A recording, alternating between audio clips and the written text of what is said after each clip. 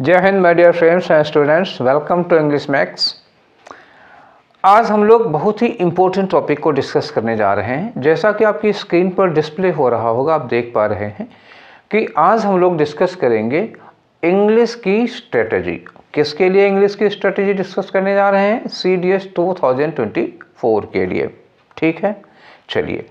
और ये जो स्ट्रेटजी है वो किस पर बेस्ड होगी? ये प्रीवियस पेपर पर बेस्ड होगी। हम लोग प्रीवियस पेपर की एनालिसिस करेंगे और उसी पर बेस्ड होगी जो हम 2024 के लिए प्लान बनाएंगे कि कैसे पढ़ें, क्या क्या पढ़ें, क्या ना पढ़ें। ठीक, ये बहुत इंपॉर्टेंट चीज़ है। किसी भी चीज़ की तैयारी करने के पहले आपको ये जानना सबसे ज़्यादा ज़रूरी होता है कि हमें इंग्लिश सब्जेक्ट में क्या क्या पढ़ना है, ऐसे ही मैथ के सब्जेक्ट में क्या क्या पढ़ना है। पूरी मैथ नहीं तैयार करनी भाई, आपसे जो पूछा जाता है आप उसकी तैयारी करिए ना, फालतू चीज़ें क्यों पढ़ रहे हैं। ठीक, वही काम करने जा रहे हैं हम लोग इंग्लिश में।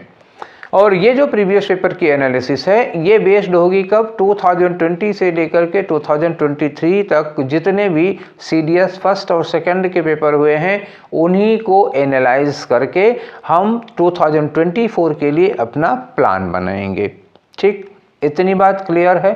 तो चलिए ईयर वाइज हम लोग चेक करते हैं कि कब किस साल क्या क्या क्वेश्चन पूछे गए थे, क्या नहीं पूछा गया था, क्या नया सेगमेंट ऐड किया गया है।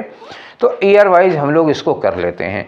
इसके पहले आपके 2024 के पेपर की एक ब्रीफ एनालिसिस कर लेते हैं, थोड़ा सा लेआउट देख लेते हैं कि कब एग्ज़ाम होना है, क्या क्या पूछा जाता है। ठीक, डिटेल हम लोग इंग्लिश की ही करेंगे।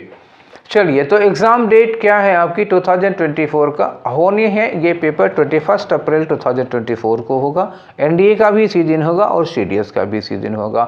ठीक, इसमें कुल कितने पेपर होंगे आपके? 3 पेपर्स होते हैं और इन 3 पेपर्स में एक पेपर इंग्लिश का होगा, एक जनरल नॉलेज का होगा और एक एलिमेंट्री मैथ का होगा। ठीक, चलिए, तो इंग्लिश में कुल कितने क्वेश्चन पूछे जाते हैं? 120 क्वेश्चंस पूछे जाते हैं इंग्लिश में और 120 क्वेश्चंस ही पूछे जाते हैं जनरल नॉलेज के। 100 क्वेश्चन होते हैं एलिमेंट्री मैथ के। कुल कितने क्वेश्चन हो गए? 340 क्वेश्चंस हो गए आपके। ठीक है, चलिए तो आगे बढ़ते हैं। अब देखते हैं कि ये जो हमारी एनालिसिस है वो किस पर बेस्ड है। जैसा कि मैंने पहले बताया आपको कि वो 2020 और 2023 के बीच जितने भी पेपर हुए हैं उन सब पेपर्स पर बेस्ड ये एनालिसिस हम लोग करने जा रहे हैं। अब शुरू करते हैं हम इंग्लिश की एनालिसिस। इससे ज़्यादा और इस बारे में नहीं। अच्छा, क्या क्या पोस्ट होती है, कहाँ ट्रेनिंग होती है, ये सब आप लोग जानते हैं। I think candidates of CDS are very smart and they are much more intelligent. ठीक, बड़े स्मार्ट हैं और बड़े इंटेलिजेंट भी होते हैं और बहुत मेच्योर भी होते हैं। उनको ये सब बताने की ज़रूरत नहीं है, वो ऑलरेडी पता किए हुए होते हैं। तो चलिए अंग्रेजी में हम लोग देखते हैं कि क्या क्या सेगमेंट है। बेसिकली सेगमेंट्स क्या हैं इंग्लिश के? 3 सेगमेंट से क्वेश्चन हर बार पूछा जाता है। एक सेगमेंट इसका क्या है? ग्रामर का। एक सेगमेंट क्या है? वोकैब का। और एक सेगमेंट क्या है? पैसेज का। तो अब एक एक करके हम देखते हैं कि ग्रामर से क्या क्या क्वेश्चन पूछा जाता है, वोकैब से क्या क्या पूछा जाता है और पैसेज से क्या क्या क्वेश्चन पूछे जाते हैं। ठीक है, तो आते हैं आपके अगले पेज पर और देखते हैं। देखिए, ये ग्रामर का सेगमेंट अब स्टार्ट कर रहे हैं हम लोग। तो ग्रामर में आपको दिखाई दे रहा होगा 3 सेगमेंट। तो they are not just only 3 segments, they are total 8 segments. तो अगले पेज पर है, आपको दर्शन करा देता हूँ इसका मैं। तो ये 5 और हो गए सेगमेंट, आपको दिख रहे होंगे। क्या है? 3 वो हैं और ये 5 से 6 और 7 और ये 8 हो गया। ठीक है, तो इन पर अभी डिटेल में आएंगे। आप देख रहे होंगे कुछ सेगमेंट ऐसे हैं जो कभी एक आध साल पूछे गए हैं, कुछ हैं 1 साल में 2 बार पूछे गए हैं, कुछ एक ही बार पूछे गए हैं। ठीक है, कुछ हैं जो हमेशा आते हैं। तो हमेशा आने वाले सेगमेंट्स को भी आप देखो। ये देखो, सारे के सारे क्या हैं? ये हमेशा आए हैं, हर साल हर पेपर में पूछे गए हैं। तो इसी आधार पर हम अपनी प्रायोरिटी सेट करेंगे कि हम किस पर ज़्यादा फोकस करेंगे। वो सेगमेंट्स जो एवरी ईयर और एवरी सेशन में पूछे जाते हैं, we will focus on them much more than others. ठीक, चलिए तो अब ये 3 सेगमेंट पे पहले डिस्कशन कर लेते हैं। सबसे पहले और सबसे इम्पोर्टेंट सेगमेंट क्या है? एरर का। इसमें भी क्वेश्चन 10 है और फेलर्स में भी क्वेश्चन 10 ही है, पार्ट्स ऑफ स्पीच के भी क्वेश्चन 10 ही हैं। ठीक, 30 क्वेश्चन तो ये हो जाते हैं आपके। एरर क्या होता है, नीड नॉट टू से, आपको बताने की ज़रूरत नहीं है, आपको पता होगा एरर क्या होते हैं। प्रीवियस पेपर आपने लगाया होगा, एक आध पेपर तो जरूर लगाया होगा, देखा होगा। एक सेंटेंस होता है अंग्रेजी का जिसमें 3 पार्ट दिए होते हैं, जिसमें कहीं ना कहीं कोई ना कोई मिस्टेक होगी। अगर कोई मिस्टेक नहीं है तो आंसर डी हो जाता है, ठीक है, तो वो एरर का है। अब ये पूछा कब से जा रहा है, तो हम एनालिसिस 2020 से कर रहे हैं। हालांकि ये 3 के तीनों सेगमेंट, ये खासतौर से ये दोनों सेगमेंट इसके पहले से आ रहे हैं, मतलब नॉट स्टार्टेड फ्रॉम 2020, जब से पेपर हो रहा है तब से ये पूछे जाते हैं, ये कोई नया सेगमेंट नहीं है, ठीक है ना।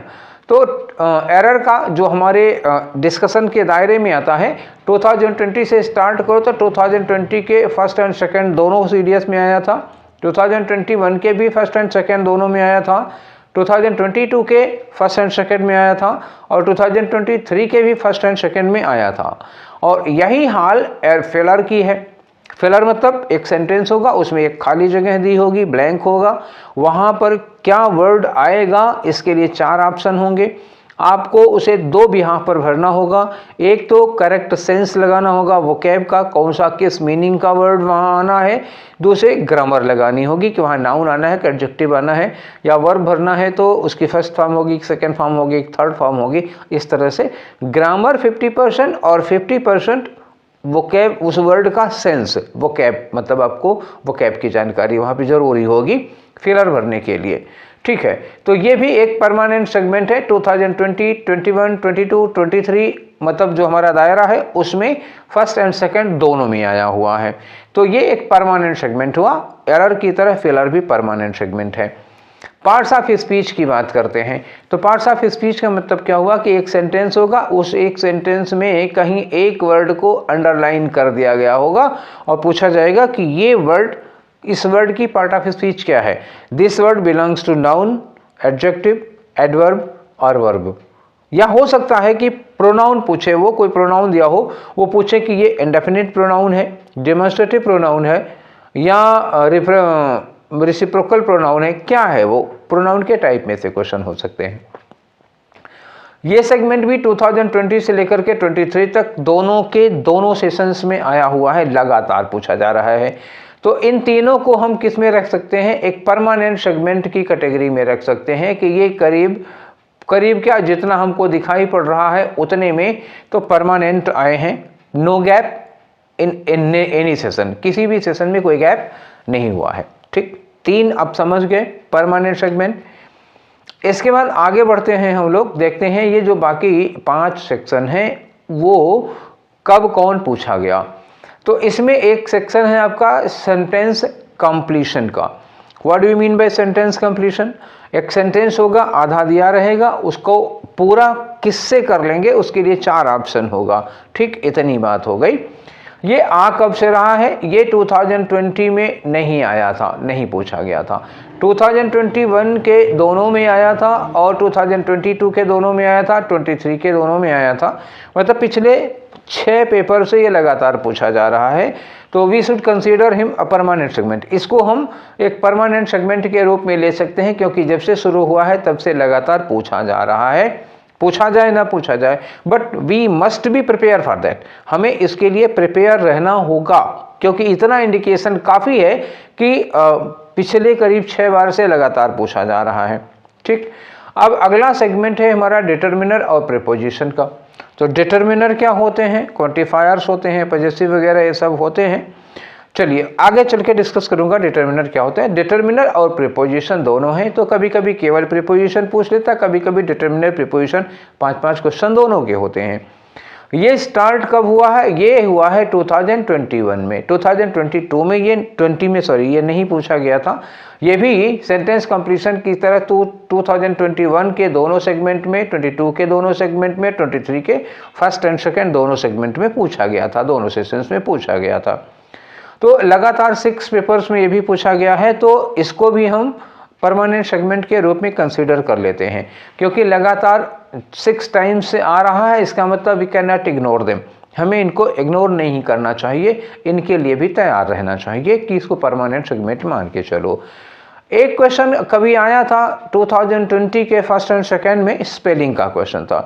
अच्छा, 2020 के फर्स्ट एंड सेकंड दोनों में पूछा हुआ था, ठीक है। उसके बाद ये कभी नहीं पूछा, ना 21 में, ना 22 में, ना 23 में कभी पूछा नहीं गया, बल्कि 21, 22 से ये शुरू हो गए हैं सेंटेंस कंप्लीशन और डिटर्मिनर वगैरह के क्वेश्चन आ गए। स्पेलिंग का 2020 में आया था, उसके बाद नहीं आया है, ठीक है। तो इस पर आप बहुत ज़्यादा फोकस ना डालिएगा, क्योंकि स्पेलिंग के लिए वैसे भी अंग्रेजी में स्पेलिंग का कोई रूल वूल होता नहीं है, ठीक है। ये इस पर डिपेंड करता है कि आपकी रीडिंग कितनी है, आपकी स्टडी कितनी है। आप अगर खूब पढ़ते हैं अंग्रेजी तो आपको स्पेलिंग्स का मतलब जितने वर्ड्स आपके फेमिलियर होंगे, आपके दिमाग में उनकी इमेज बनी होगी, जितना आपके दिमाग ने स्कैन किया होगा, वो उसी तरह से स्पेलिंग सही होती है। और इसके लिए आपको प्रैक्टिस करनी पड़ती है, कन्फ्यूजन जो पैदा करते हैं, ठीक है। और दूसरा है ट्रांसफॉर्मेशन। ट्रांसफॉर्मेशन का मतलब कोई सेंटेंस दिया हुआ है, उसको वो कंपैरेटिव डिग्री में चेंज कर देते हैं, अनलेस है इफ से स्टार्ट कर देते हैं, ठीक है। कंपैरेटिव डिग्री है सुपरलेटिव डिग्री में बनवा देते हैं, टू लगा है तो टू हटवा देंगे, इस तरह के क्वेश्चन होते हैं। ट्रांसफॉर्मेशन आपने पढ़ा होगा 9th-10th में। तो ये ट्रांसफॉर्मेशन का सेगमेंट था। और अभी तक जो हमारा दायरा है जिसमें हम एनालिसिस कर रहे हैं, उसमें ये केवल एक बार पूछा गया है 2020 के फर्स्ट वाले सीडीएस में पूछा था, सेकंड वाले में वो भी नहीं पूछा था। और इसी तरह से रिपोर्टेड स्पीच मतलब डायरेक्ट से इनडायरेक्ट जब हम लोग बनाते हैं तो उसका भी क्वेश्चन पूछा गया था 2020 के फर्स्ट वाले में। इसके बाद से एक बार भी ये नहीं पूछा गया है। तो इनको क्या करते हैं हम, आप अपने 24 के लिए इन्हें आप आउट कर दीजिए, ठीक है। एक बार, इसके पहले भी नहीं पूछता था, एक बार पूछा गया है तो एक बार पे, अब उसके बाद लगातार इधर 5-6 सालों से 5-6 सेशंस में पूछा नहीं गया है। तो आप इसके लिए पीछे मत पड़िए, इसके लिए परेशान मत होइए, और ये इसको भी आप इग्नोर करिए। तो आप क्या करिए, ये 5 सेगमेंट को आप अच्छे से तैयार करिए। क्लियर हो गया ना?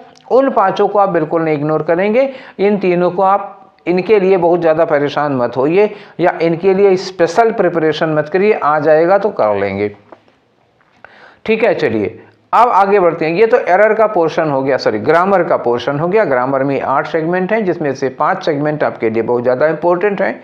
बाकी जो 3 सेगमेंट हैं आप उनको, उसके लिए परेशान मत होइए। अब हम लोग नेक्स्ट करते हैं, चलते हैं वोकैब्युलरी में, देखते हैं वहाँ पर क्या क्या पूछा जा रहा है, ठीक। तो ये है वोकैब्युलरी का सेक्शन। वोकैब्युलरी में क्या है, आपके 5 सेक्शन दिए हुए हैं, 5 चीज़ें पूछी जा रही हैं, 5 सेगमेंट्स हैं इसके।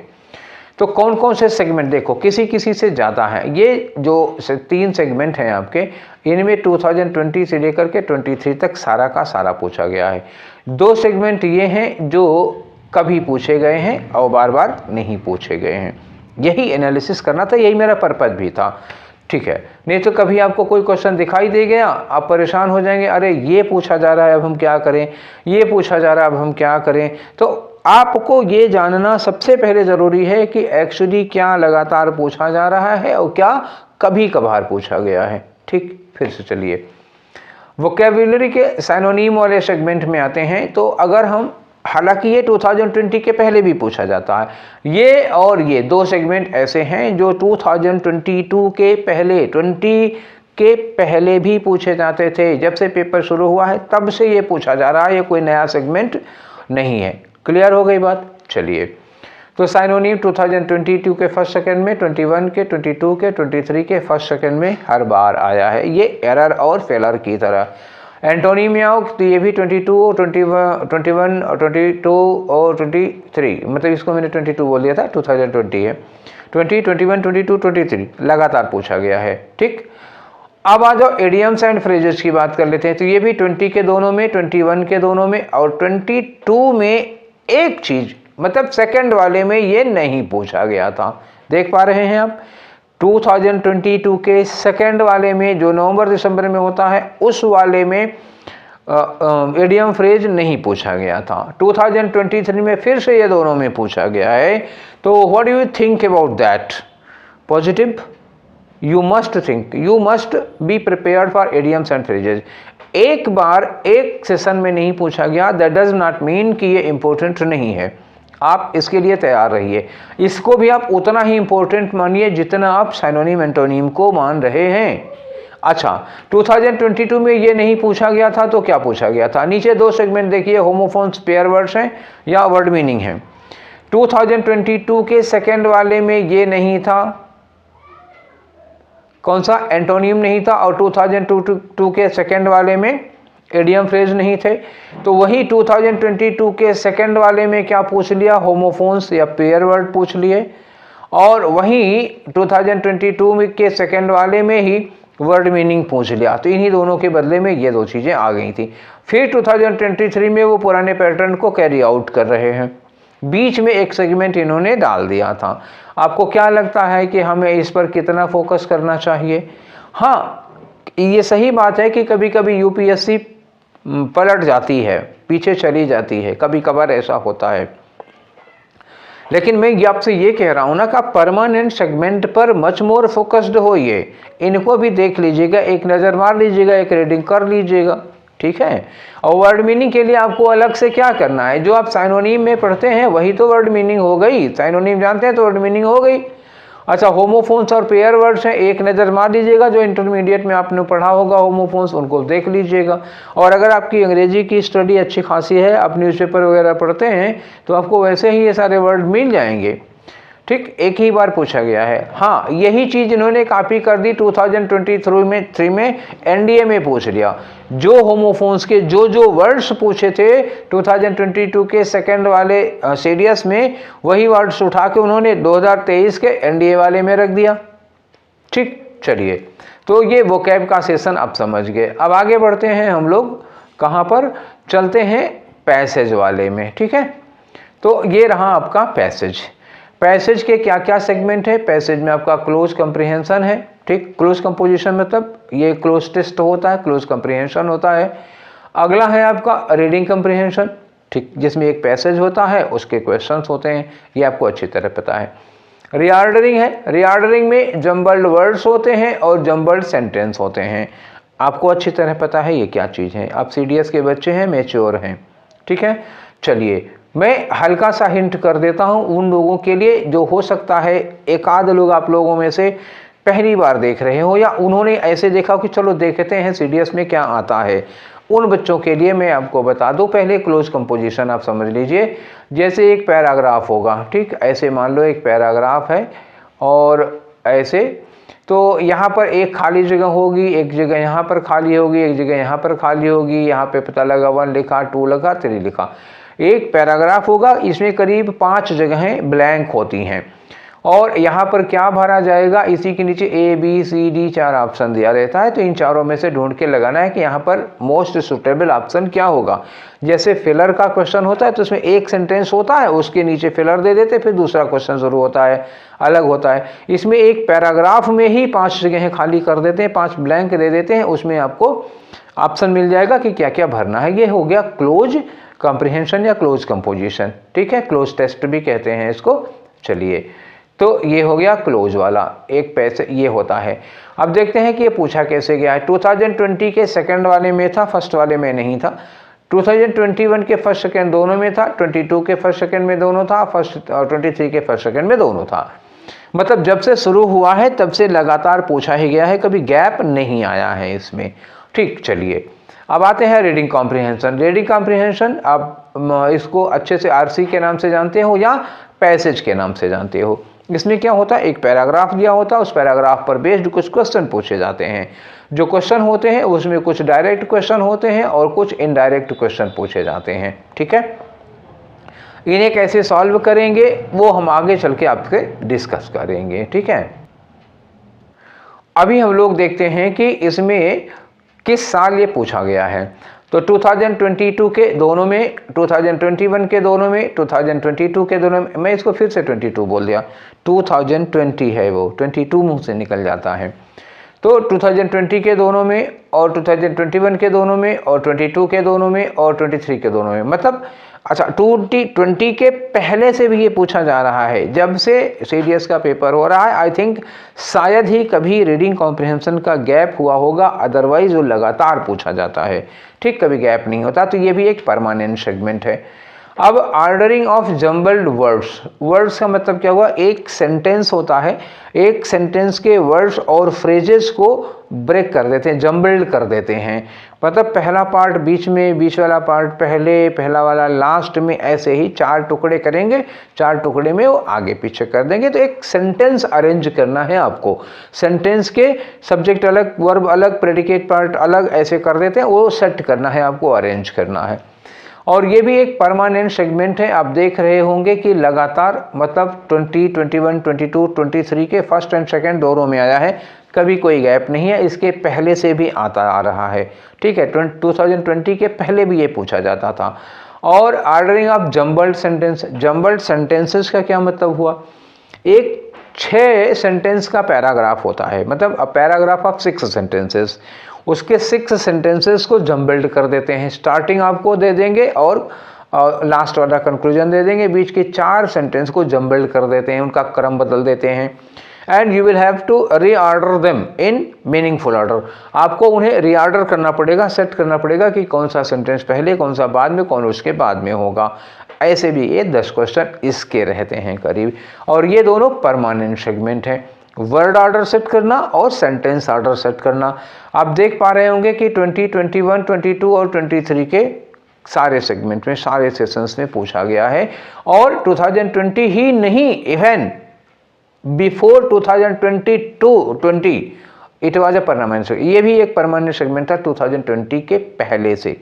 तो ये जो चारों सेगमेंट हैं पैसेज के, ये परमानेंट ही हैं, इनमें किसी को भी हम कम इम्पोर्टेंट या ज़्यादा इम्पोर्टेंट नहीं कर सकते हैं।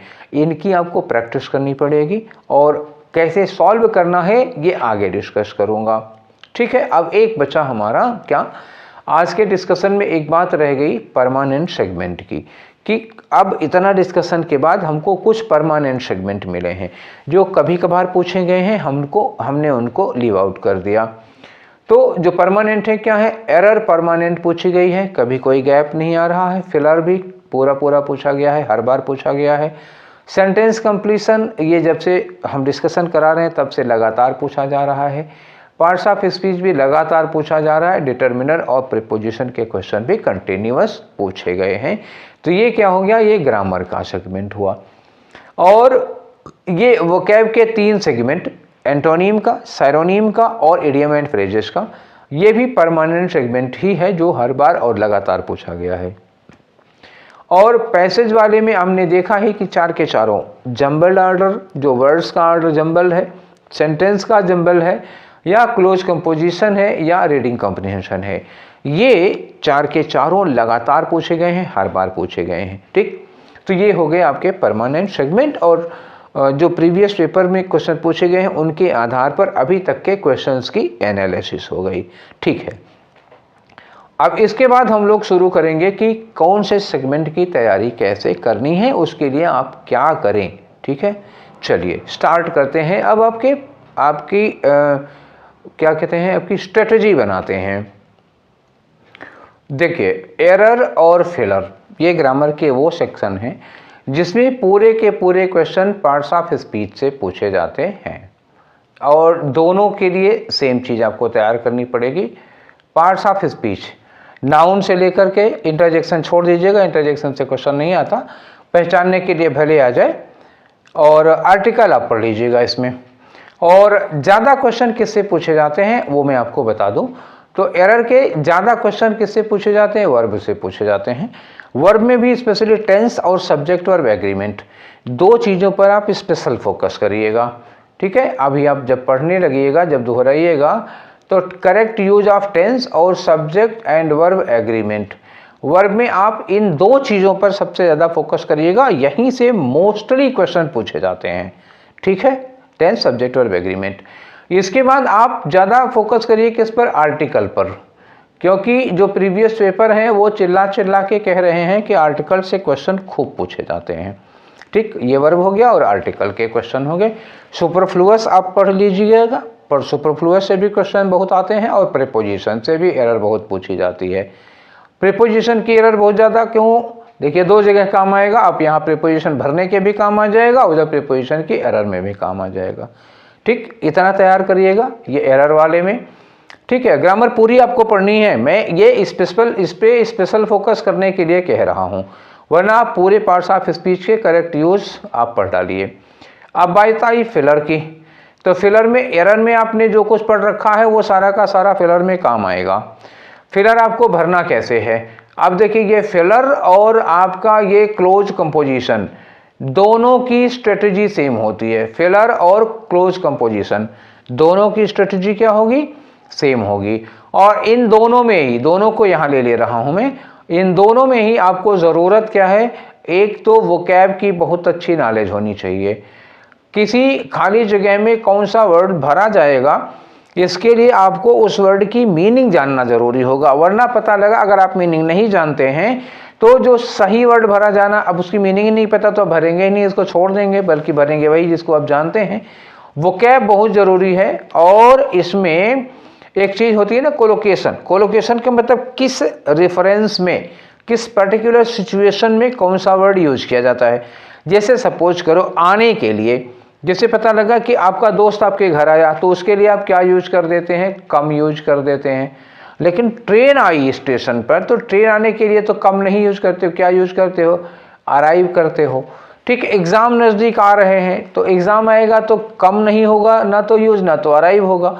एग्जाम नज़दीक आता है तो क्या करोगे, वो कहते हो आप अप्रोच उसके लिए यूज करते हो। तो यही चीज़ होती है ना कि किस रेफरेंस में आप क्या वर्ड यूज करोगे। फिलर के लिए यही ज़रूरी है। तो आपको वोकैब का पता होना चाहिए और उसके बाद आपको ग्रामर के रूल्स का पता होना चाहिए। ग्रामर भी यहाँ लगती है। सपोज करो वर्ब भरनी है और वो सेकंड फॉर्म में होगी कि थर्ड फॉर्म में होगी, तो आपको टेंस आना चाहिए और वर्ब की फॉर्म्स आना चाहिए, तभी तो आप इसको भर पाओगे। तो ये दो चीज़ें हो गई इनके लिए, और यही जो फेलर वाली है वही आपकी स्ट्रेटजी लगेगी क्लोज कंपोजिशन के लिए। दो बातें हो गई। चलिए अब आगे बढ़ते हैं, अगली चीज़ आप कैसे पढ़ेंगे। ठीक है, अगला है सेंटेंस कंप्लीशन। ठीक, तो सेंटेंस कंप्लीशन का मतलब क्या हुआ, एक सेंटेंस दिया होगा आधा, या हो सकता है कि बाद वाला दिया हो, पहले गैप दिया हो, ऐसे दिया हो, दोनों में से कोई भी सिचुएशन हो सकती है। आपको एक एग्जांपल देता हूँ। सपोज कि कहीं सेंटेंस लिखा हो इफ़ यू इनवाइट मी, ऐसे लिखा इफ़ यू इनवाइट मी, और आगे छोड़ दिया सेंटेंस ये इफ़ यू इनवाइट मी ऐसे लिख के छोड़ दिया। तो इसमें जो आधा ये छूटा हुआ है उसके लिए आपको 4 ऑप्शन दे देंगे, ए बी सी और डी, 4 ऑप्शन दे देंगे। तो इफ़ यू इनवाइट मी, अगर आपने मुझे इनवाइट किया, आगे क्या कौन सा पार्ट है, इन चारों में से कौन है जो इस सेंटेंस को मीनिंगफुली कंप्लीट कर दे रहा है, ये आपको करना होगा। तो इसके लिए आपको ज़रूरत किन चीज़ों की है, ठीक है, ये जानना ज़रूरी है ना कि आप कहाँ से पढ़ें, क्या पढ़ें। सेंटेंस कंप्लीशन के लिए आपको ज़रूरत है कि आपको कंजंक्शन का अच्छा नॉलेज होना चाहिए। जैसे इफ़ कहाँ लगता है, किस कंडीशन में लगता है, या अनलेस कहाँ लगता है, किस कंडीशन में लगता है। आल्दो लगा दिया है सेंटेंस की स्टार्टिंग में तो क्या होगा, या सेंटेंस के बीच में येट लगा करके छोड़ दिया, जैसे हम कहें कि they tried their best, yet उसके बाद डैश डैश लगा के छोड़ दिया, तो येट का मतलब जो उन्होंने पहले सेंटेंस पहले पार्ट में किया है उसका उल्टा उनको रिजल्ट मिलेगा। They tried their best yet they could not succeed, ऐसा कुछ आ जाएगा आगे। तो कंजंक्शन, ये जो कंजंक्शन है इसकी नॉलेज आपको बहुत अच्छी होनी चाहिए। और कुछ स्टार्टिंग फ्रेजेस होते हैं, जैसे कहीं लिखा इन स्पाइट ऑफ, ठीक है, in spite of working hard, ऐसे लिखा है। In spite of working hard मतलब हार्ड वर्क करने के बावजूद, उसके बाद डैश खाली छोड़ गया, तो आप आगे अंदाजा लगा पाएंगे कि आगे हमें क्या भरना है। ठीक है ना, समझ गए सेंटेंस कंप्लीशन क्या होगा और वो उसके लिए ज़रूरी क्या है। सेंटेंस कंप्लीशन के लिए आपको कंजंक्शन की बहुत अच्छी नॉलेज होने की ज़रूरत है। ठीक है, चलिए अब आगे आते हैं, हम पार्ट्स ऑफ स्पीच की बात करते हैं। तो पार्ट्स ऑफ स्पीच में क्या होगा, आपको पार्ट्स ऑफ स्पीच आइडेंटिफाई करना होता है। जो क्वेश्चन है वो क्या है, पार्ट्स ऑफ स्पीच आपको आइडेंटिफाई करना होगा। आइडेंटिफाई करेंगे तो कभी कभी बड़ी समस्या हो जाती है, जैसे कुछ वर्ड्स ऐसे हैं जो सेम फॉर्म में वो अलग अलग पार्ट्स ऑफ स्पीच में यूज किए जा सकते हैं। जैसे आपको मैंने अभी एक बोला था ना येट, एक वर्ड बोला था येट, पार्ट्स ऑफ स्पीच में येट ले लो। ठीक, अब येट ये कंजंक्शन का भी काम करता है और ये एडवर्ब का भी काम करता है। जैसे मैं एक सेंटेंस लूँ, बहुत छोटा सा सेंटेंस क्योंकि यहाँ जगह कम है। जैसे कहीं लिखा हो ही वर्कड हार्ड, ठीक, ही वर्कड हार्ड, और लिखा येट ही फेल्ड, ठीक। अब ये लिख दिया येट ही फेल्ड, ये वाला येट क्या हो रहा है, ही वर्कड हार्ड और येट ही फेल्ड, दोनों को जोड़ रहा है। तो ये येट क्या है, ये येट हो गया आपका कंजंक्शन। दूसरा सेंटेंस देखो, दूसरा सेंटेंस है कि he has not come yet, ऐसे लिख दिया, he has not come yet. इस येट का मतलब क्या हुआ, अभी तक, वो अभी तक नहीं आया है। तो ये येट क्या बता रहा है, टाइम बता रहा है। तो ये वाला येट जो है वो क्या है, ये एडवर्ब है बच्चा, ठीक। अब देखा सेम वर्ड है yet in one sentence where it is conjunction, in other sentence it is an adverb, ये एडवर्ब है। ठीक इसी तरह से जब भी ये क्वेश्चन पूछते हैं तो ऐसे क्वेश्चन पूछते हैं जो वर्ड दो दो पार्ट ऑफ स्पीच में जा सकते हैं। जैसे एक वर्ड है love is blind, love is blind, ये लिखा। अब ये लव को पूछ लिया तो ये लव क्या है, नाउन है। जैसे कहीं लिखा हो वी लव आवर इंडिया, हमें अपने इंडिया से बहुत प्यार है, तो ये लव क्या हो गया, वर्ब हो गया। ऐसे ही ये क्वेश्चन पूछे जाते हैं। तो आपको अच्छी समझ होनी चाहिए पार्ट्स ऑफ स्पीच की पहचानने के लिए। चलिए ये बात हो गई।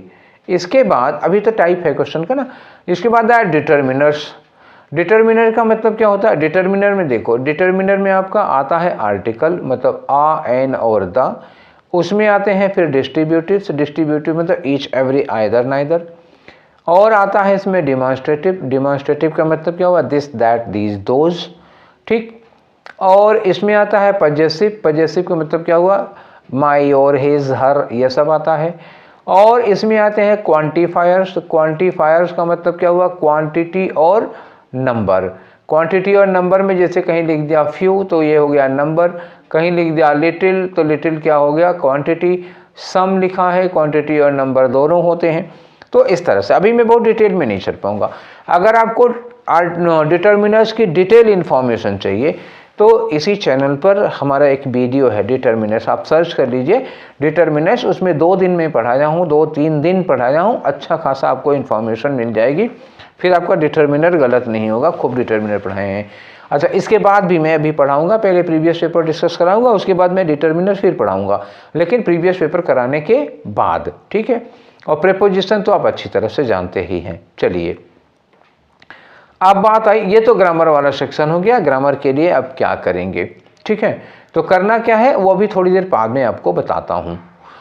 अब आया परमानेंट सेगमेंट में एंटोनीम है, एंटोनीम, साइनोनीम और इडियम एंड फ्रेजेस। इसको आप कैसे तैयार करें, कहाँ से तैयार करें, तो इसके लिए आप बुक ना रटिए। हालांकि बहुत सारी किताबें हैं वो कैब के लिए, पता कुछ ऐसी किताबें भी आई हैं जैसे 35,000 वर्ड हैं, तो what will you do to 35,000 words, क्या ज़रूरत है उसको, तो आपको तो 3,500 वर्ड, 3500 की ज़रूरत है, 35,000 की क्या करेंगे आप, 3 साल उसको तैयार करेंगे 35,000 वर्ड, खाली वर्ड से वो कैब से काम चल जाएगा क्या, नहीं चलेगा, ठीक है। तो आप समझदारी से काम लो, किताबों के लालच में ना पढ़ो, कमरे को लाइब्रेरी ना बनाओ, ठीक है। तो आप वोकैब कैसे तैयार करें, तो एज़ पर माय सजेशन, जो मेरा सजेशन है वो ये कह रहा है कि आप प्रीवियस पेपर लगा डालो बेटा, ठीक है। प्रीवियस वोकैब आप कहाँ से तैयार करो, प्रीवियस पेपर से तैयार करो, ये मेरी सलाह है। 5 साल का, कितना, 5 इयर्स का, 4 मैं ही करा दे रहा हूँ, 1 और पीछे का कर लो आप, या जितना मैं करा दूंगा उतना ही कर लो तो बहुत है। अच्छा, इसमें करना क्या है, जैसे एंटोनियम साइनोनिम का मैटर है। सपोज करो कि इस बार उन्होंने एक क्वेश्चन पूछा लेबोरियस, ठीक है, लेबोरियस, लेबोरियस का साइनोनिम पूछा, नीचे आपको दे दिया उन्होंने एसिडुअस, ठीक है, एक वर्ड लिखा उन्होंने एसिडुअस। दूसरा वर्ड उन्होंने दिया लेथर्जिक, ठीक, लेथर्जिक। एक वर्ड इन्होंने दे दिया स्लगिस, ठीक है, ये स्लगिस लिख दिया, 3 वर्ड हो गए। अब एक और वर्ड दिया, जगह नहीं है, तो एसिडुअस का मतलब मेहनती हो गया, ये तो आपका साइनोनिम हो गया। इसमें लेथार्जिक का मतलब आलसी होता है, काहिल टाइप का, ये एंटोनिम हो गया। और स्लगिश का मतलब सुस्त होगा, ये भी एंटोनिम हो गया। अभी आपका जो आंसर था वो क्या था? एसिडुअस था। लेकिन जो दो और वर्ड दिए हैं, लेथार्जिक और स्लगिश, क्या ये वर्ड यूजलेस हैं? नो, ये उतने ही यूजफुल हैं जितना लेबोरियस और एसिडुअस था। क्यों? क्योंकि हो सकता है नेक्स्ट ईयर में क्या करे कि आपको लेथार्जिक का एंटोनिम पूछ ले या लेथार्जिक का साइनोनिम पूछ ले। इसी में से जो आपके ऑप्शंस होते हैं, ऑप्शन में से आंसर तो एक होगा, लेकिन जो 3 वर्ड और बचते हैं, इसी से नेक्स्ट ईयर का क्वेश्चन बन जाता है। तो जब आप प्रीवियस पेपर सॉल्व करें तो आप केवल अपने आंसर पर ही सीमित ना रहें, ठीक, कि इस क्वेश्चन का ये आंसर हो गया। Just don't try to know the answer of a particular question. The right way of doing previous paper is you must analyze all the options of vocab। vocab के सारे ऑप्शंस को आप analyse करिए, क्योंकि इस बार का जो ऑप्शन है, जो आंसर नहीं था ऑप्शन में था, वो नेक्स्ट टाइम आपका क्वेश्चन बन सकता है। ठीक है, तो एक बार आप एनालाइज करे रहोगे तो वही बाद में आएगा। नए वर्ड्स नहीं इंट्रोड्यूस किए जाते हैं, वही ऑप्शन वगैरह में से उठा के अगले साल क्वेश्चन बनते हैं। ठीक है, तो आप इसको इस तरह से पढ़िए। तो मुझे नहीं लगता कि आपको 4-5 साल की प्रीवियस ईयर की वोकैब तैयार कर लेने के बाद, पूरी फुल वोकैब की बात कर रहा हूँ, ऑप्शन सहित चारों ऑप्शन, तो आपको न्यू वोकैब की कोई ज़रूरत होगी नहीं। ठीक है, एडियम फ्रेज आप प्रीवियस ईयर लगा डालिए, घूम फिर के वही पूछे जाते हैं। कुछ नए भी कर लीजिएगा, हम भी करवा देंगे। ऑर्डरिंग ऑफ जम्बल्ड वर्ड्स क्या होगा आपको बताया हूँ कैसे होता है। और ये सेंटेंस और जम्बल्ड वर्ड की ऑर्डरिंग ये प्रैक्टिस से होगी। इसको कैसे करना होगा आपको, इसकी आप करेंगे प्रैक्टिस। ठीक है, यहाँ कोई ग्रामर नहीं लगती है, आपकी क्या लगती है, स्टडी। यहाँ पे जो काम आएगी वो क्या आएगी, स्टडी। तो if you are in the habit of reading newspaper और आर्टिकल एटसेट्रा, तो you can arrange your sentence automatically. वो एक इंसाइट डेवलप हो जाती है अपने आप। न्यूज़पेपर वगैरह, आर्टिकल वगैरह अगर आप पढ़ते हैं तो आपको सेंटेंस का अरेंजमेंट खुद ब खुद हो जाएगा। मैं आपको प्रैक्टिस भी करा दूंगा इन चीज़ों की, पहले प्रीवियस पेपर लगवाऊंगा उसके बाद। ये दोनों किसका है, ये दोनों प्रैक्टिस की चीज़ हैं। आपकी रीडिंग अच्छी होनी चाहिए, बस ये इसकी शर्त है। अगर आपकी रीडिंग अच्छी नहीं है या आप कही गई बात का मतलब नहीं निकाल पा रहे हैं, आपकी कॉम्प्रिहेंशन कम बढ़िया है, तो ये सेट होने में थोड़ी दिक्कत आ जाती है। हालांकि फिर भी मैं आपको कुछ क्लूज बताऊंगा जिसकी वजह से आप सेट कर लेंगे, मतलब नहीं भी समझ पाए तो। ठीक, और मैं ये दोनों टॉपिक पढ़ा चुका हूँ, ऑलरेडी पढ़ा चुका हूँ। आप चैनल पर देख लीजिए, पैराजम्बल्ड या रीअरेंजमेंट कैसे करते हैं, तो पूरा थ्योरी के साथ पढ़ाया हूँ, आप वहाँ पे देख लीजिए। अब क्लोज कंपोजिशन है, तो क्लोज कंपोजिशन मैंने फिलर के साथ आपको बता दिया कि ये कैसे करना है। रीडिंग कॉम्प्रिहेंशन की बात आती है, तो रीडिंग कॉम्प्रिहेंशन में एक पैराग्राफ होगा जिसमें 2 तरह के क्वेश्चन होते हैं। कुछ डायरेक्ट क्वेश्चन पूछे जाते हैं, कुछ इनडायरेक्ट क्वेश्चन पूछे जाते हैं। डायरेक्ट क्वेश्चन और इनडायरेक्ट क्वेश्चन ये हैं। ठीक, डायरेक्ट क्वेश्चन क्या होते हैं, डायरेक्ट क्वेश्चन वो होते हैं जो डायरेक्टली आपको पैसेज में लिखे हुए मिल जाएंगे। You can find the answer of direct questions directly written in the passage. ये डेटा बेस्ड होते हैं, फैक्चुअल क्वेश्चन होते हैं, what, why, where, how, which, इस तरह का क्वेश्चन होता है। ठीक है, जैसे how many people were injured in the accident, तो एक डेटा मिल जाएगा, वहाँ पे आप लिख लीजिएगा। ठीक है, और इनडायरेक्ट क्वेश्चन जो होते हैं, इनके क्वेश्चन नाम ही है इनडायरेक्ट क्वेश्चन, तो you can not find the answer of this question directly written in passage, सीधे नहीं मिलेगा। You will have to think yourself, आपको सोचना पड़ेगा। जो इनडायरेक्ट क्वेश्चन होते हैं वो क्या हो सकते हैं, टाइटल पूछी जा सकती है, थीम पूछी जा सकती है, स्ट्रक्चर ऑफ द पैसेज पूछा जा सकता है, अप्रोच ऑफ राइटर पूछा जा सकता है, और इन्फरेंस पूछा जा सकता है, व्हाट कैन बी इन्फर्ड और can not be inferred on the behalf of passage, इस तरह के क्वेश्चन हो सकते हैं। कभी उस पैसेज से साइनोनिम एंटोनिम भी पूछा जा सकता है। तो आप इनडायरेक्ट क्वेश्चंस को कैसे करेंगे, अभी तो मैं ये नहीं बता सकता कि इसको कैसे सॉल्व किए जाते हैं, ये एनालिसिस अभी कर रहा हूँ, आपको स्ट्रेटजी बता रहा हूँ, इसको पढ़ा दूंगा मैं। ठीक है, ये मैं आपको अलग से पढ़ा भी दूंगा। खास तौर से आपको ज़रूरत किसकी, इनडायरेक्ट क्वेश्चन सॉल्व करने की ज़रूरत है, कैसे सॉल्व करते हैं, और इसको सॉल्व करने के, रीडिंग कॉम्प्रिहेंशन को सॉल्व करने की स्ट्रेटजी क्या है। पहले पैसेज पढ़ें, या पहले क्वेश्चंस पढ़ें, ये मैं आपको डिटेल में करूँगा, लेकिन थोड़ा सा रुकिए, आज नहीं कर पाऊँगा, आज बहुत ज़्यादा हो जाएगा अगर आज मैं इसको पढ़ाने लगा तो, ठीक है। तो अब बात आई ये कि आप इनको तैयार कैसे करें। तो देखो, किसी भी एग्ज़ाम को क्वालिफाई करने का एक ही फंडा होता है। आप यूपीएससी का एग्ज़ाम दे रहे हैं या कोई भी एग्ज़ाम दे रहे हो, सबसे पहला स्टेप क्या होता है, आपको स्टडी करना पड़ता है। जो भी आपको पढ़ना है, पहले आप कोर्स कवर करिए, ठीक है। स्टडी, कोर्स कवर करना है, ये मेन चीज़ होती है, कोर्स कवर करिए। दूसरा सबसे ज़रूरी जो स्टेप होता है वो होता है रिवीजन। अगर आप कोर्स पूरा कर चुके हैं तो अब आप उसको रिवीजन करिए। रिवीजन सेकंड स्टेप है, बहुत ज़रूरी है। रिवीजन के बाद जो आपका थर्ड स्टेप होता है वो होता है प्रीवियस ईयर क्वेश्चन, PYQs लगाइए आप, ठीक है। प्रीवियस ईयर क्वेश्चन, किसी एक सब्जेक्ट के नहीं, सारे, ठीक है, इंग्लिश के, मैथ के, रीजनिंग के सारे आप लगाइए। तो PYQ, अच्छा रिवीजन के बाद ही लगाइएगा PYQ, पहले नहीं लगाइएगा। और PYQ सॉल्व करना मस्ट है, ध्यान रखिएगा। मतलब ये, अगर आपको सिलेक्शन चाहिए तो आप प्रीवियस ईयर क्वेश्चन जरूर लगाइए, हर हाल में लगाइए। क्यों ज़रूरी है PYQs? देखो, अगर आप प्रीवियस ईयर क्वेश्चन लगाते हैं तो आपको क्वेश्चन एक, मतलब जो क्वेश्चन पूछा जाएगा उसका एक लेवल पता चल जाता है, क्या स्टैंडर्ड है, ठीक। दूसरी बात, जब आप प्रीवियस ईयर लगा लेते हैं 4-5 साल का, उसके बाद जब आप वर्ब पढ़ते हैं तो आपको आइडिया होता है कि वर्ब में से क्या क्या चीज़ें इसके पहले पूछी गई हैं, हमें क्या दोहराना है, क्या पढ़ना है, किस पर ज़्यादा फोकस करना है, ये ज़रूरी है। आर्टिकल में क्या पढ़ना है, किस तरह के क्वेश्चन, मतलब एक तरह से आपके दिमाग में ये चीज़ बैठ जाती है कि हम क्या पढ़ें और क्या छोड़ दें, क्या इंपॉर्टेंट है क्या नहीं। किसी भी बुक का 100% पढ़ने लायक नहीं होता, 60% आपके काम का होता है, और आपके अंदर वो स्किल डेवलप हो जाती है कि हम कूड़ा कचरा नहीं पढ़ेंगे, हम केवल काम की चीज़ें पढ़ेंगे। ये PYQ से डेवलप होता है, और पेपर सॉल्व करने की स्किल डेवलप हो जाती है। YouTube पर कोई आपको बेवकूफ़ नहीं बना पाएगा। ताली जब लोग सीना ठोकते हैं, हम ये करा देंगे, ये करा देंगे, तो नोबडी कैन बेफूल यू, आपको कोई बेफूल नहीं कर पाएगा, उल्लू नहीं बना पाएगा, ठीक है। तो आप प्रीवियस ईयर क्वेश्चन लगाइए। क्यों लगाइए? एक इंसाइट डेवलप करने के लिए, स्किल डेवलप करने के लिए, और एक एग्ज़ाम की अप्रोच डेवलप हो जाती है। जब आप प्रीवियस ईयर क्वेश्चन लगाते हैं तो एग्ज़ाम में आप किसी क्वेश्चन को कैसे हैंडल करेंगे, कैसे उसको टैकल करेंगे, इसकी आइडिया डेवलप हो जाती है, और एग्ज़ाम में आपका टाइम बचता है, और आप सटीक टू द पॉइंट मेहनत करेंगे, फालतू की मेहनत नहीं करेंगे, टाइम वेस्ट करने से, एनर्जी वेस्ट करने से बच जाएंगे। It is therefore solving PYQs are important. और चौथा स्टेप क्या होगा आपका? मॉक टेस्ट, ठीक है, मॉक टेस्ट दीजिए, चौथा, ये फाइनल स्टेप है। इसके बाद सिलेक्शन लीजिए और ऐश करिए, ठीक है। मॉक टेस्ट इसके बाद करिए।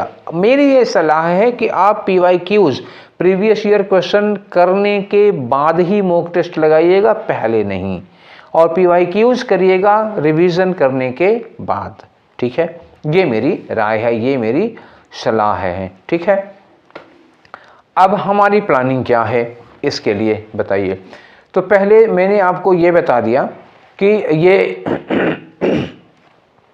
कैसे क्वेश्चंस पूछे जाते हैं, कहाँ कहाँ से पूछे जाते हैं, कब क्या क्या पूछा गया, ये सारी चीज़ें हो गई। परमानेंट सेगमेंट क्या है, आप किस पर ज़्यादा फोकस करें और किस चीज़ को कैसे तैयार करें, ये चीज़ें मैंने आपको आज मतलब थोड़ा सा एक ब्रीफ आइडिया दे दिया। अब हम लोग क्या करेंगे, देखो हम लोग क्या करेंगे कि आज की इस एनालिसिस के बाद मैं शुरू करने जा रहा हूँ प्रीवियस ईयर क्वेश्चन, और प्रीवियस ईयर क्वेश्चन उल्टा शुरू करूँगा मैं। सबसे पहले प्रीवियस ईयर कौन सा लगाऊंगा? 2023 का लगाऊंगा, फिर कौन सा लगाऊंगा? 2022 का लगाऊंगा, फिर 2021 का लगाऊंगा, ऐसे ही उल्टा चलूँगा। आपको 4 साल का, कम से कम 21 तक का तो हर हाल में करेंगे, 23 से 21 तक का दोनों सेट, मतलब कितना हुआ? कम से कम 6 सेट हमको आपको लगवाने हैं। जब अच्छा, मैं इसके पहले आपको PDF भेज दिया करूंगा, वैसे आप सबके पास भी पेपर होगा, लेकिन मैं PDF भेज दिया करूंगा, आप PDF अपने पास रखिए, उसके बाद मैं डिस्कशन करूंगा, और 2 दिन में करूंगा। 120 क्वेश्चन है, तो आई थिंक 60 क्वेश्चन एक दिन हो पाएगा, इसको हम 2 हिस्सों में बांटेंगे, तो करीब 12-15 डिस्कशन होंगे। जब ये 12-15 डिस्कशन होंगे उसके बाद मैं सेगमेंटेड करूँगा। सेगमेंटेड का मतलब जितने भी अभी तक पूछे गए हैं सारे एंटोनीम, सारे साइनोनिम आपको PDF के फॉर्म में भी मिलेगा और डिस्कशन भी मिलेगा। सारे एरर, सारे फेलर, सारे सेंटेंस कंप्लीशन, सारे पार्ट्स ऑफ स्पीच के जो क्वेश्चन हैं और सारे डिटर्मिनर और प्रीपोजिशन के question, antonym, synonym, idiom, phrases सबका मतलब सेगमेंटेड करूँगा। जो 3-3, 4-4 साल के क्वेश्चन एक बार में देके, एक सेट में देके उनको सॉल्व कराऊँगा। ठीक है, अब ये बात हो गई। उसके बाद आपको हमें क्या करना है, हमें आपको ये मतलब पार्ट्स ऑफ स्पीच को पहचानना मुझे पढ़ाना है। ये भी पढ़ाया नहीं हूँ मैं, ये सारी पहले पेपर कराऊंगा। ये एक बात याद रखिए, मैं बार बार कह रहा हूँ कि पहले मैं प्रीवियस पेपर आपको कराऊंगा। प्रीवियस पेपर सॉल्व कराने के बाद मैं पढ़ाऊंगा कि पार्ट्स ऑफ स्पीच को कैसे पहचानते हैं।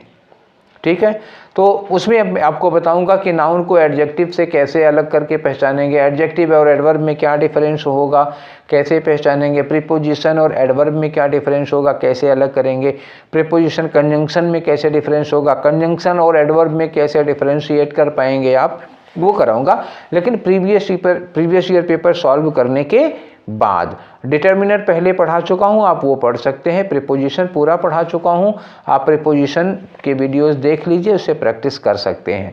सेंटेंस कंप्लीशन भी मैं पढ़ाऊँगा प्रीवियस पेपर कराने के बाद।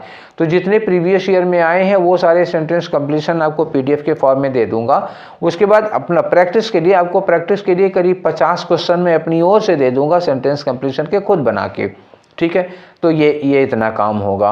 और एडियम फ्रेजेस का कलेक्शन मैं आपको डिस्कशन भी करा दूंगा और PDF के फॉर्म में भी ये सारी चीज़ें दे दूंगा प्रीवियस ईयर पर बेस्ड, कुछ नया अलग से नहीं। मैं आपको मतलब समुद्र भर नहीं देने वाला हूँ, कुछ निकाल के थोड़ा सा एक झोला, बस एक झोला, एक बैग साइनोनिम एंटोनिम दूंगा, बोरा भर के नहीं दूंगा।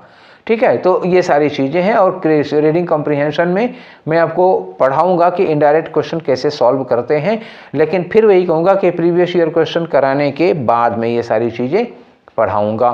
तो कैसे इनको सॉल्व करते हैं वो भी पढ़ाऊंगा और सेगमेंटेड मटेरियल भी आप लोगों को प्रोवाइड कराऊंगा, जिसे सेंटेंस कंप्लीशन का प्रैक्टिस सेट, ठीक है, पार्ट्स ऑफ स्पीच के प्रैक्टिस सेट पढ़ाने के बाद। ठीक, ये हमारा प्लान है। और इसमें आप लोगों को क्या ऐड ऑन करना है, ठीक, ये तो मैंने सोच रखा है, मेरा प्लान है। आप लोगों को क्या ऐड ऑन करना है, मतलब if you need anything special या कोई चीज़ जो आप चाहते हो और मैं उस पर डिस्कस करना भूल गया या छूट गया मुझसे, तो you should suggest me. I will wait for your suggestions. Your suggestions, recommendations are most welcome. उनका स्वागत है।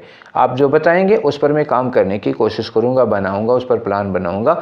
आपकी जो ज़रूरत हो, आपकी जो परेशानी हो, आप हमसे खुलकर कह सकते हैं। नंबर डिस्क्रिप्शन में है, डिस्क्रिप्शन का चैनल का डिस्क्रिप्शन देखिए, उसमें नंबर है। आप चाहें तो उस नंबर पर मुझे मैसेज कर लीजिएगा, चाहे फ़ोन कर लीजिएगा। फ़ोन तुरंत नहीं उठाऊँगा तो बाद में उठा के आपको बता दूँगा। ठीक है, मैं फ़ोन सबका उठा लेता हूँ, थोड़ी देर बाद पहले उठाऊंगा अगर क्लास में हूँगा। ऑफलाइन क्लासेस रहती हैं, पढ़ाते रहता हूँ। आपकी जो ज़रूरत हो, इसके अलावा जो मैंने डिस्कस किया, इसके अलावा अगर आपको कोई नीड हो तो उसके बारे में हमको बताइए, मैं उस पर वीडियोज़ बना दूँगा। आप लोगों से मुझे इतने कोऑपरेशन की ज़रूरत है कि अगर आपको ये सेशन अच्छा लग रहा है, आपको ये आज का सेशन अच्छा लगा, तो जो आपके दोस्त तैयारी कर रहे हैं उनको भी शेयर करिए।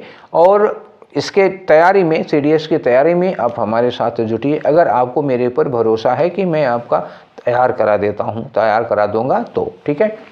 तो आज का सेशन यहीं पर वाइंड अप करूंगा। उसके बाद हम लोग प्रीवियस पेपर के साथ अगले दिन मिलेंगे। लेकिन अभी कल मैं डिस्कशन करूंगा NDA वालों का, आप दोनों लोगों का साथ में लेकर चलूँगा। तो NDA की भी एनालिसिस में करा देता हूं। उसके बाद फिर मैं आप लोगों का पहले CDS का प्रीवियस पेपर लगवा देता हूं, फिर NDA का लगवा दूंगा। पढ़ाना तो दोनों को खैर साथ में हो जाएगा, जो मटेरियल पढ़ाना होगा। कुछ चीज़ें आपकी उनकी कॉमन है तो वो साथ में हो जाएंगी। ठीक है, पढ़ाना डिस्कशन पहले होगा। तो इसके अलावा अगर आप लोगों की कोई राय हो तो आप हमको अपनी राय ज़रूर दीजिएगा, और वो आपकी राय हमारे लिए बहुत अहमियत रखती है। ठीक है, तो उम्मीद है कि आप लोग आगे के सेशन में हमारा सहयोग करेंगे, फिर हम लोग साथ में मिलेंगे। तब तक अपना ख्याल रखिएगा, पढ़ाई लिखाई करते रहिए। ठीक है, फिर मिलते हैं नेक्स्ट सेशन में। Till then take care, thank you.